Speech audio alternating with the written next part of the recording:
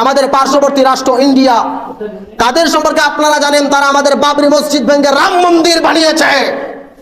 তারা আমাদের মসজিদগুলোরে তাদের মন্দির বানায়, আর তাদেরকে আমি বন্ধু বলবো কিভাবে? যেখানে আল্লাহু আকবার ধ্বনি হইতো, যেখানে আল্লাহু আকবার মুয়াজ্জিন বলতো, সেই জায়গার মধ্যে তারা রামের মূর্তি বসাইছে। তাদেরকে আপনি বন্ধু বললে আমি বন্ধু বলতে পারি না।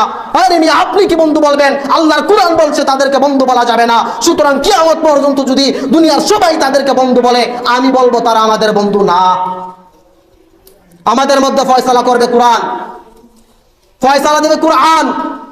তাদেরকে আপনি বন্ধু বলেন, আপনি তাদের সম্পর্কে কতটুকু জানেন? আপনি কতটুকু তাদের সম্পর্কে জানেন?